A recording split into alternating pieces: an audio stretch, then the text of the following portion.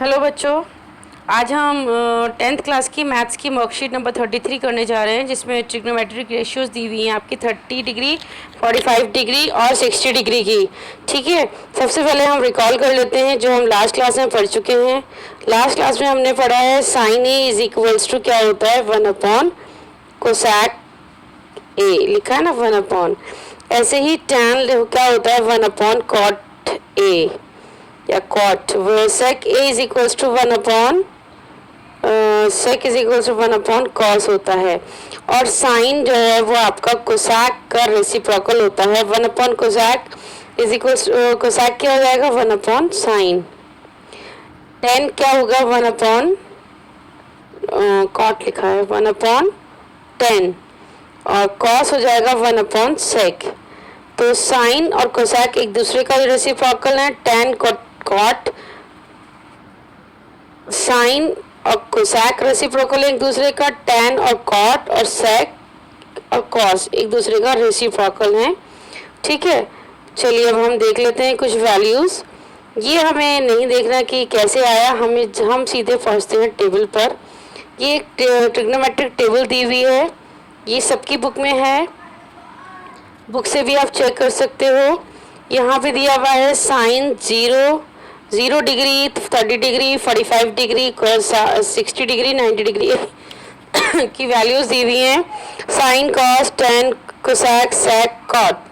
तो साइन 0 की वैल्यू 0 होती है, साइन 30 की वैल्यू 1/2 होती है, साइन 45 की डिग्री 1/√2 होती है, साइन 60 की वैल्यू 1√3/2 होती है, और साइन 90 की वैल्यू 1 होती है। अगर इधर 0 है तो ये याद रखने का तरीका है, टेबल हमारी 0 से स्टार्ट हो रही है, 0 का जस्ट अपोजिट 0 का 1 हो जाएगा।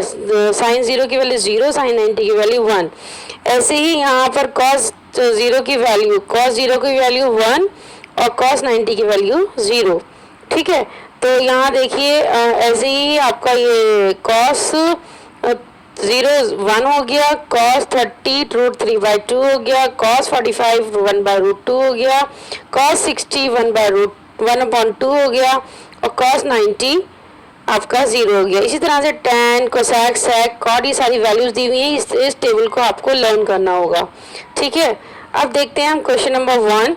यहाँ पे कुछ दिया हुआ है आपको कि find the values of given trigonometric with the help of given table and write true और फॉल्स। यहाँ देखना है साइन 90 की वैल्यू, कॉस 60 की वैल्यू क्या ये बराबर हैं। साइन 90 और कॉस 60, साइन 90 की वैल्यू दी हुई है 1, कॉस 60 की वैल्यू है √3/2, क्या ये दोनों सेम है? नहीं, तो this is a false statement. ठीक है, ऐसे ही क्वेश्चन नंबर 2 दिया हुआ है example, find the value of x। यहाँ पे x की वैल्यू निकालनी है मुझे। तो देखिए, जिसकी वैल्यू मुझे निकालनी है मैं उसको ऊपर रख लूंगी x अपॉन, और मेरा क्या दिया हुआ है, हाइपोटेनियस दिया हुआ है यानी कि 10। तो ये मेरा क्या है, x क्या है मेरा, ये लंब है, लंब मतलब परपेंडिकुलर, अपॉन ये क्या है मेरा h यानी कि कर्व दे रखा है, और p/h मैंने लास्ट क्लास में ही बताया था, p/h जो होता है आपका क्या होता है, वो साइन होता है, साइन। और एंगल क्या दे रखा है हमारा, 30 डिग्री दे रखा है, कोण। तो अब आपको पता चला कि x is equals to x upon 10 is equals to sine 30 की वैल्यू होती है 1/2, you can check from the table. और x इज इक्वल्स टू 10 उधर चला गया, 10/2, 2 1 ज़ा 2, 2 5 ज़ा 10, तो x इज इक्वल्स टू कितना आ गया 5, जो कि ये देखिए। ठीक है बच्चों, अब है हमारा एग्जाम्पल नंबर 3। ये इसमें आपको डायरेक्टली वैल्यूज पुट करनी है और यू कैन सॉल्व। चलिए मैं आपको क्वेश्चन अनसॉल्व क्वेश्चन बताती हूँ। ये आपको टेबल यहाँ पे भी दी हुई है कि इसको आपको लर्न करना है। ठीक है, यहाँ से भी लर्न, ये सेम ही टेबल है, दोनों को लर्न कर लीजिएगा। क्वेश्चन नंबर 1 देखते हैं हम। क्वेश्चन नंबर 1 है, ट्रू फॉल्स बताना है कि साइन 60 और कॉस 30 की वैल्यू सेम है। साइन 60 किधर है, ये है, और कॉस 30 किधर है, ये है। क्या ये दोनों वैल्यू सेम है? Yes, true, this is true. Next है आपका बी पॉइंट है साइन 45 और कॉस 45 की वैल्यू सेम है। Sine 45 cos 45, yes true, this is also true, ये भी सेम है। नेक्स्ट है tan 60 और cot 60 की वैल्यू सेम है क्या, दोनों बराबर हैं। तो tan 60, 10 के सामने देखिए 60 की वैल्यू √3 आ रही है और cot 60 की वैल्यू आ रही है 1/√3, क्या ये दोनों सेम है, no this is false. Cosec 30 और cot 30 की वैल्यू सेम है क्या, कोसेक 30 की वैल्यू है 2 और cot 30 की वैल्यू है √3, तो ये दोनों सेम है, नहीं ये भी फॉल्स स्टेटमेंट है। तो फर्स्ट और सेकंड ट्रू है और थर्ड और फोर्थ फॉल्स है। ठीक है, एक और क्वेश्चन है, question number 2। In a triangle ABC, right angle at B, AB 5 centimetre, ACB 30 centimetre, determine the length of the sides ABC and AC, ABC और AC की लेंथ निकालनी है। इसको मैंने सॉल्व किया है इधर। यहाँ देखिए क्या दिए हैं, एक ट्राइंगल है, 30 डिग्री का एंगल है और आपको ए भी दे रखा है 5 और आपसे कह रहे हैं कि BC निकालो और AC निकालो। तो देखो जो मुझे निकालना है मैं उसको ऊपर रखूंगी, मुझे ये निकालना है BC, तो मैंने इसको ऊपर रखा और ए भी मेरा गिवन था, इसको मैंने नीचे रखा। तो और ये BC मेरी क्या है, बेस यानी कि आधार है ये, ठीक है। और ए भी क्या है मेरा, ए भी मेरा लंब है, ये लंब है, लंब के। तो B/P क्या होता है, cot 30 होता है।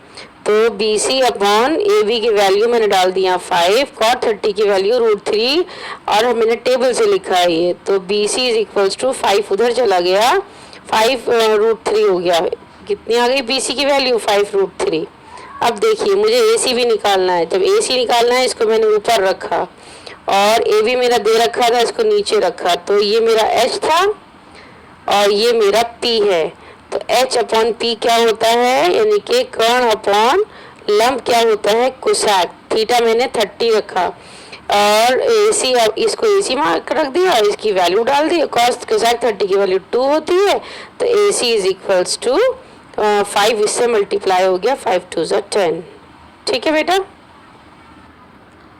अच्छा अब देखिए क्वेश्चन नंबर 3। क्वेश्चन नंबर 3 कह रहे हैं कि फाइंड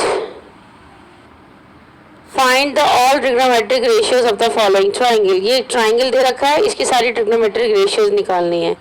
चलिए ये भी देख लेते हैं, ये मैंने यहाँ किया है। This is question number 3। अब यहाँ पे एक ट्राइंगल बनाया मैंने, त्रिभुज, समकोण त्रिभुज बनाया और ए बी यहाँ पे x दे रखा है, BC यहाँ पे x दे रखा है और ए बी क्या दे रखा है, AC दे रखा है √2x। ठीक, अब देखिए मैं क्या करती हूँ, मुझे x की वैल्यू पता नहीं है, तो मैंने क्या किया, किसी को भी मैं ऊपर रख सकती हूँ। तो मैंने BC ऊपर रख लिया, AB नीचे रख लिया। BC मेरा क्या है, कर्ण, और AB मेरा क्या है, आधार। तो कर्ण आधार क्या होता है, 10। एंगल मेरा दे रखा था 45 डिग्री, x/x = 1। तो x की वैल्यू मेरे बराबर आ रही है 1 के, तो क्योंकि दोनों ही x क्या है, 1 है। तो a भी मेरा 1 आ गया, BC मेरा भी 1 आ गया और AC जो मेरा √2x दे रखा था, √2 को मैंने 1 से मल्टीप्लाई कर दिया, तो क्या आ गया, √2। अब देखिए sin 45 क्या होता है, P/H। तो 1/H की वैल्यू डाल दी, क्योंकि ये क्या है, √2। और ऐसे ही cos 45 B/H होता है। B की वैल्यू क्या है, बेस क्या है मेरा निकल के, ये लिखा हुआ, ये भी 1 आ गया, ये भी 1 आ गया, ये भी 1 आ गया और ये आ गया √2। तो बस कुछ नहीं करना, भी वैल्यूज पुट करते जाना है। cos 45 B/H और B की वैल्यू डाल दी। B क्या है मेरा, B है, this is B, this is P, this is H। बस उठा के सारी वैल्यूज डालते चले गए।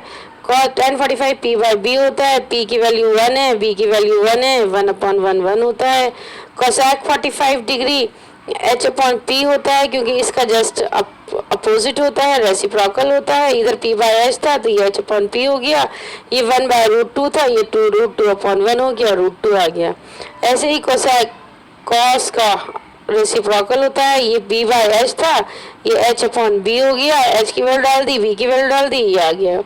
cot 45 B/P होता है, ये डाल दिया।